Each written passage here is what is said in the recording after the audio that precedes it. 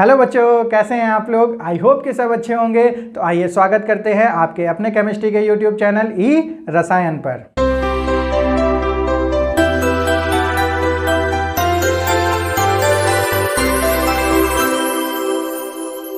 आज के सेशन में हम लोग कवर करने वाले हैं हमारा मोस्ट इंपॉर्टेंट टॉपिक, जो कि है हमारा नॉमेनक्लेचर ऑफ ऑर्गेनिक कंपाउंड। बच्चों, ये आपका केवल 11th की केमिस्ट्री का ही नहीं, जबकि आपके 12th की केमिस्ट्री का भी सबसे इंपॉर्टेंट टॉपिक हो जाता है, क्योंकि हमारी जो ऑर्गेनिक केमिस्ट्री है वो हमारी जो शुरुआत होती है उसकी, वो बेसिकली हमारी जो शुरुआत होती है वो उसके होती है नेमिंग से।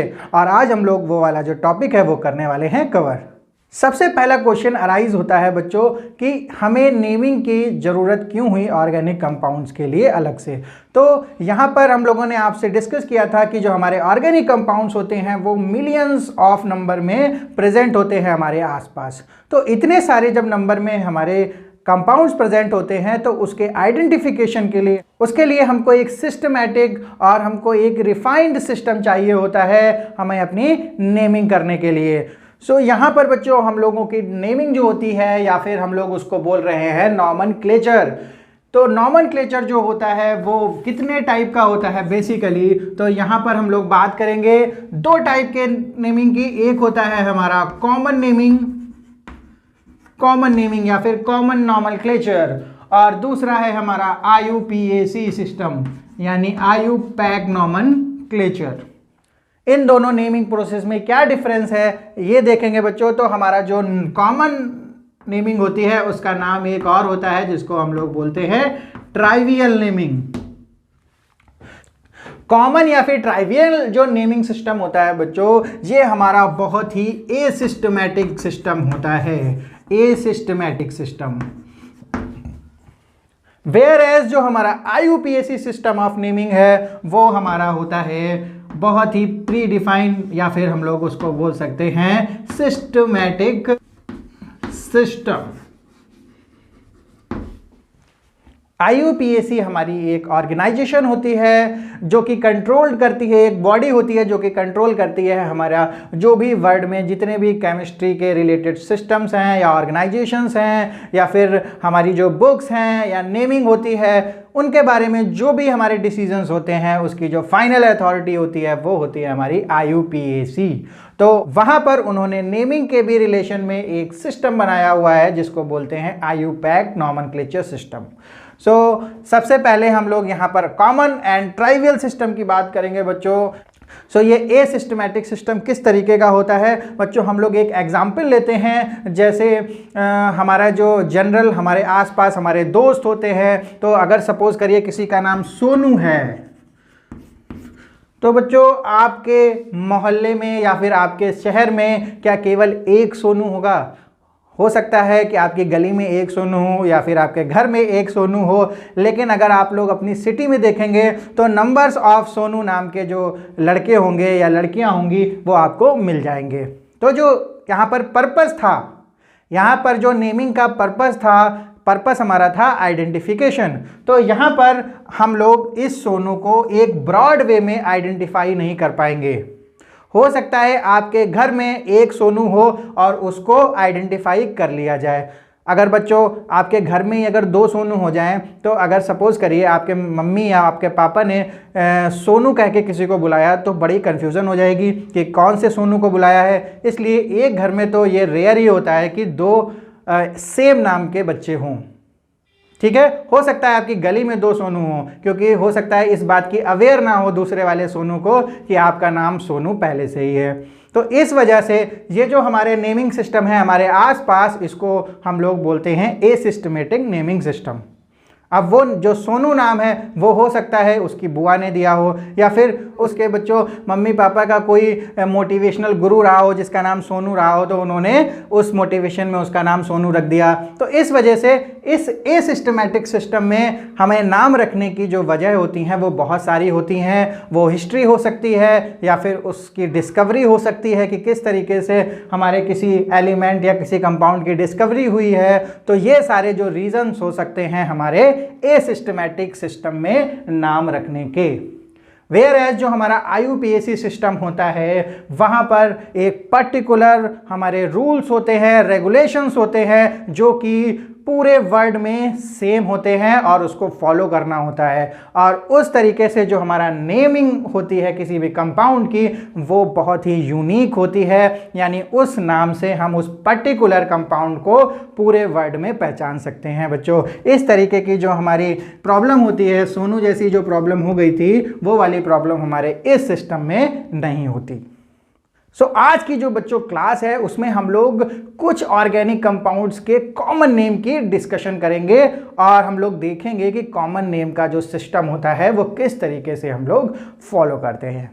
आइए बच्चों, अब हम लोग देखते हैं कुछ ऑर्गेनिक कंपाउंड्स के कॉमन नेम जो हमारे किस बेसिस पर हैं। तो हमारा जो एक फॉर्मिक एसिड होता है, हमारे पास एक एसिड होता है फॉर्मिक एसिड HCOOH, ये हमारा एक ऑर्गेनिक कंपाउंड है। इसका जो एक कॉमन नेम है ये पड़ा है हमारा फॉर्मिका की वजह से।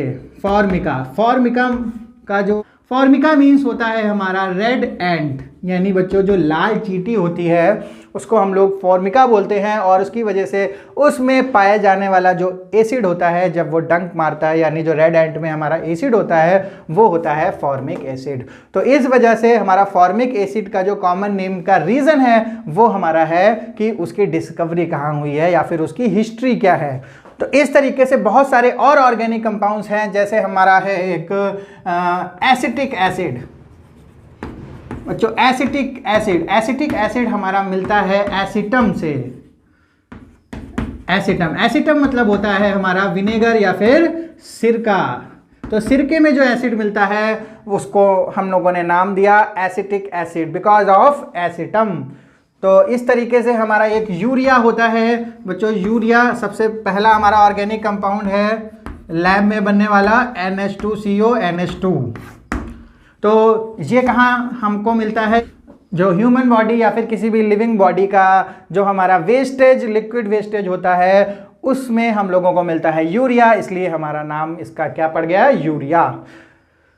तो इस तरीके से बहुत सारे हमारे और भी ऑर्गेनिक कंपाउंड है, जैसे ब्यूट्रिक एसिड है, इसको मिलता है हमें ब्यूट्रम से यानी बटर से।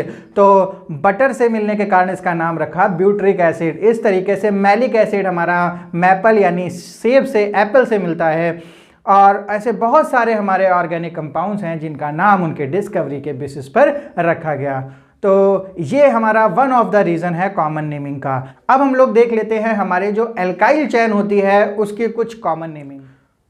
अब हम लोग अपने एल्काइल चेन की कुछ कॉमन नेमिंग के बारे में बात करते हैं। तो सबसे पहले हम लोग एल्काइल चेन्स क्या होती हैं उसकी बात कर लेते हैं। तो हमारे जो एल्काइल ग्रुप होते हैं एल्केन, जिसमें सिंगल बॉन्ड होता है, एल्केन से अगर हम लोग एक हाइड्रोजन को रिप्लेस करते हैं तो हमारा फॉर्म होता है एल्काइल। जिस तरीके से CH4 में से एक H हटाने से हमारा बनता है CH3, this is the methyl. ऐसे ही हमारा C2H5 बनता है एथेन से और इसका नाम होता है एथाइल। तो ऐसे हमारे जो एल्काइल ग्रुप होते हैं उनमें कुछ कॉमन नेमिंग होती है, उसकी हम लोग बच्चों बात करेंगे। तो यहाँ पर हम लोग सबसे पहले लेते हैं एक प्रोपाइल चैन को। तो प्रोपाइल में किस तरीके की कॉमन नेमिंग हो सकती है, अगर हम लोग प्रोपाइल को एक सीधी चेन में कंपाइल करते हैं तो हमारा जो एल्काइल ग्रुप होता है उसमें एक बॉन्डिंग हमारी हो सकती है, यानी किसी भी फंक्शनल ग्रुप से ये अटैच हो सकता है।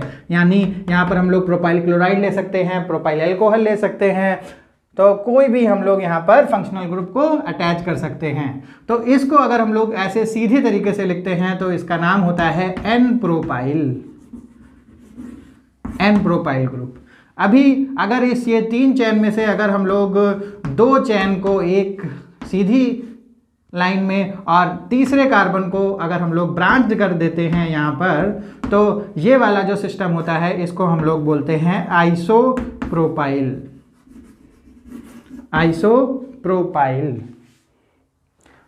और इसका कुछ आइसोमर या और कोई भी तरीके से इसको हम लोग नहीं बना सकते, इसलिए बच्चों इसलिए यहाँ पर केवल और केवल 2 हमारे कॉमन नेम आते हैं, एक है हमारा आइसो और एक है हमारा नॉर्मल या फिर एन प्रोपाइल चैन। अब हम लोग थोड़े से और एग्जाम्पल्स की बात कर लेते हैं अल्काइल चेन से, जिससे बच्चों और भी कुछ नेम्स हैं जो आपको क्लियर हो जाएंगे with the help of examples. Pentyl chain. So pentyl को भी हम लोग किस तरीके से लिख सकते हैं, 1 2 3 4 5। अगर हम लोगों ने 5 कार्बन्स को एक सीधी चेन में डिस्ट्रीब्यूट कर देते हैं तो हम लोगों का बनता है, तो हमारा जो नाम होता है वो होता है एन पेंटाइल। एन पेंटाइल, और जो भी आगे हमारा फंक्शनल ग्रुप लगा होगा वो हम लोग लिख सकते हैं यहाँ पर। अब अगर हम लोगों को आइसो पार्ट बनाना है इसका, आइसो मतलब अगर हमारा ये 5 कार्बन की चेन है तो हम लोग क्या करेंगे, 4 कार्बन को यहाँ पर लिख लेंगे, और जो 5वां कार्बन होगा उसको हम लोग बिल्कुल इस कॉर्नर में उसको क्या कर देंगे, ब्रांच। तो इस तरीके की जो हमारी पोजीशन बनती है इसको हम लोग बोलते हैं आइसो, और ये पेंटाइल है तो ये हो जाएगा हमारा आइसो पेंटाइल ग्रुप। तो अब अगर इस वाले जो ब्रांच को, इस जो 5th कार्बन की ब्रांच को हम लोगों ने यहाँ पर अटैच किया था, अगर इस ब्रांच को हम लोग इस फंक्शनल ग्रुप के जस्ट पास वाले कार्बन के पास अटैच कर देते हैं तो हमारा जो बनता है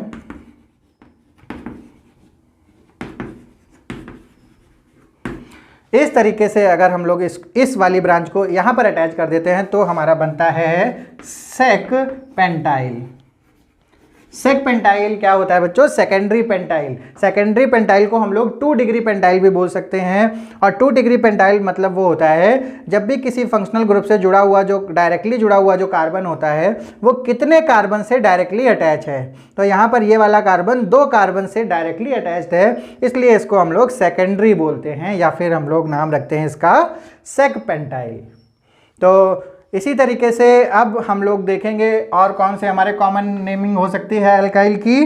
तो सेक पेंटाइल, अब हम लोगों को यहाँ पर 3 कार्बन की चैन लेते हैं और जो 2 कार्बन होते हैं उसको यहाँ पर कर देते हैं ब्रांच्ड।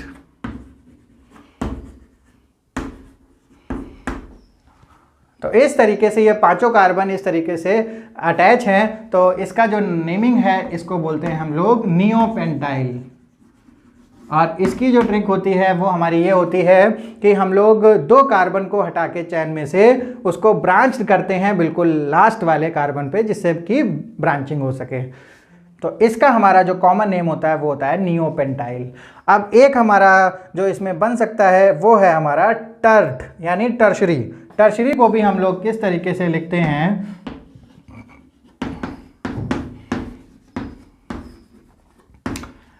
ये जो 2 कार्बन हम लोगों ने यहाँ पर अटैच किए थे सेकंड कार्बन पर, अगर इन 2 कार्बन्स को, इन 2 ब्रांचेस को अगर हम लोग अटैच करते हैं बिल्कुल फंक्शनल ग्रुप के पास वाले कार्बन पर, तो हमारा जो जिस तरीके से हम लोगों ने यहाँ 2 डिग्री बनाया था वैसे ही हम यहाँ पर इस कार्बन को 3 कार्बन से डायरेक्टली अटैच कर सकते हैं, यानी ये हो जाएगा हमारा 3 डिग्री, और इसका कॉमन नेम होता है टर्ट पेंटाइल।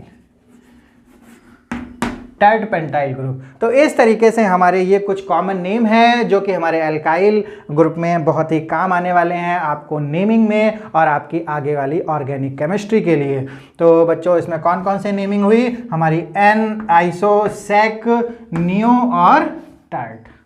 तो इस तरीके से बच्चों अगर आप लोगों को और प्रैक्टिस करनी है तो आप लोग हेक्साइल ग्रुप के लिए भी ये सारे जो हमारे कॉमन नेम हैं और ये जो हमारे अलग अलग एल्काइल ग्रुप हैं वो आप लोग फॉर्म कर सकते हैं। तो अब हम लोग देखते हैं कुछ और एग्जांपल्स, कुछ और कॉमन नेम्स।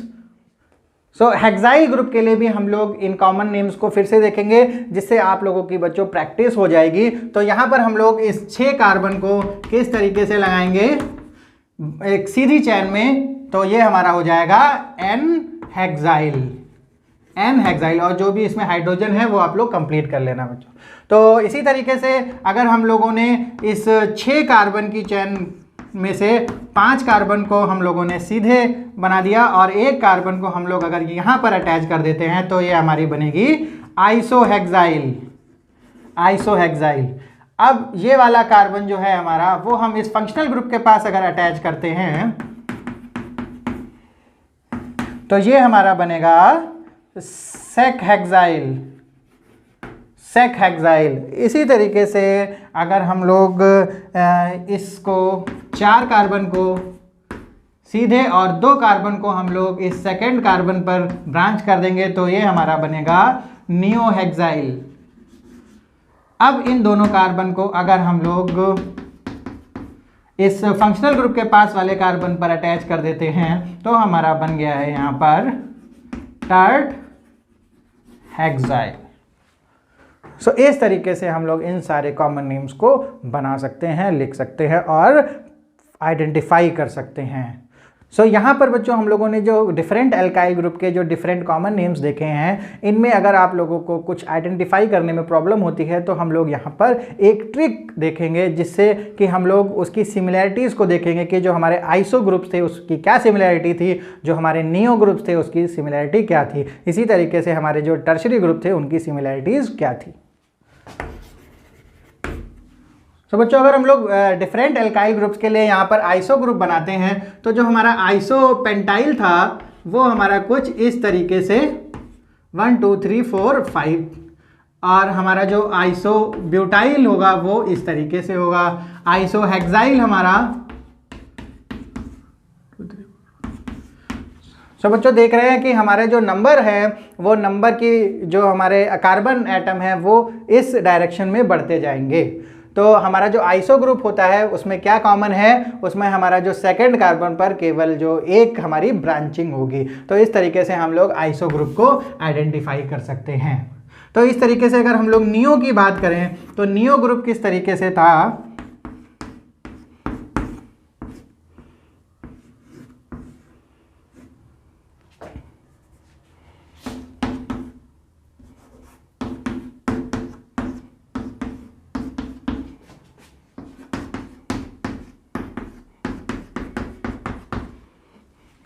तो बच्चों अगर हम लोग नियो ग्रुप की बात करते हैं तो अगर नियो ग्रुप में ये हमारा है नियो पेंटाइल, ये है हमारा नियो हेक्साइल और ये है हमारा नियो हेप्टाइल। तो हमारे जो नंबर ऑफ कार्बन है वो इसके थ्रू, इस कार्बन चेन के थ्रू बढ़ते जा रहे हैं, लेकिन हमारा जो बेसिक स्ट्रक्चर है वो हमारा यहाँ पर सेम है।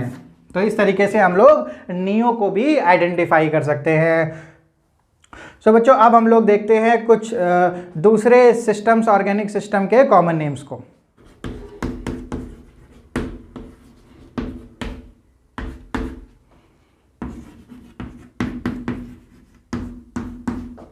तो ये हमारा एल्कीन सिस्टम है और इसका जो कॉमन नेम है, इस टाइप के जो स्ट्रक्चर होते हैं उनका कॉमन नेम होता है एलाइल। एलाइल।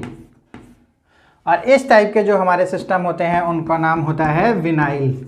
इन दोनों में डिफरेंस हमारा क्या है, जो हमारा एलाइल ग्रुप है उसमें जो हमारा फंक्शनल ग्रुप है उसमें जो एल्कीन है वो हमारी एक कार्बन को छोड़कर लगी हुई है, जबकि जो हमारा विनाइल ग्रुप है उसमें फंक्शनल ग्रुप हमारा अगले ही नेक्स्ट कार्बन पर एल्कीन ग्रुप लगा हुआ है। तो इसको अगर हम लोग इस तरीके से बनाते हैं तो इस तरीके से हमारा एलाइल ग्रुप होगा और ये वाला हमारा विनाइल ग्रुप होगा बच्चों। तो ये हमारे कॉमन नेम है हमारे इस ग्रुप के लिए। ऐसे ही अगर हम लोग बेंजीन की स्ट्रक्चर को देखें तो ये हमारा होता है बेंजीन, इसको हम लोग बोलते हैं बेंजीन। और इसके ऊपर अगर हम लोग कुछ डेरिवेटिव बनाते हैं, अटैच करते हैं, जैसे हमारा NH2 लगा होता है तो इसका नाम बच्चों हो जाता है एनिलीन। इस तरीके से इसका नाम हो जाता है हमारा टालुइन। तो ऐसे ही हमारे बहुत सारे ऑर्गेनिक कंपाउंड हैं जिनका कॉमन नेम हमारा डिफरेंट है। तो हम लोग बहुत सारे कॉमन नेम्स को एक साथ उसको मेमोराइज भी नहीं कर सकते या फिर हम लोग उसको एक साथ एक क्लास में डिस्कस भी बच्चों नहीं कर सकते। तो उसके लिए हम लोग जिस चैप्टर को, जिस ऑर्गेनिक चैप्टर को पढ़ रहे होंगे उससे रिलेटेड हम लोग उसके कुछ कॉमन नेम्स के बारे में डिस्कशन करते रहेंगे। तो यहाँ पर बच्चों कुछ ऑर्गेनिक कंपाउंड्स थे, कुछ कार्बन चेन्स थी जिनके हम लोगों ने कॉमन नेम्स का डिस्कशन किया। सो आई होप बच्चों आज आप लोगों ने जो कॉमन नेमिंग के बारे में डिस्कशन किया उसमें आप लोगों को पता चल गया होगा कि क्यों हम लोगों को एक सिस्टमेटिक वे ऑफ नेमिंग की या नॉमेनक्लेचर की नीड हुई, क्योंकि हम लोगों को इतने सारे मिलियंस ऑफ ऑर्गेनिक कंपाउंड्स के लिए एक यूनिकनेस की ज़रूरत थी और हम लोग अब अपने नेक्स्ट सेशन में उसी यूनिकनेस के लिए IUPAC नॉमेनक्लेचर के बारे में डिस्कशन करेंगे। तो बच्चों आज की क्लास यहीं तक। अगर आप लोग चैनल पर नए हैं तो चैनल को कर लीजिएगा सब्सक्राइब और वीडियो को कर दीजिएगा लाइक। अब मिलते हैं अपने नेक्स्ट सेशन में।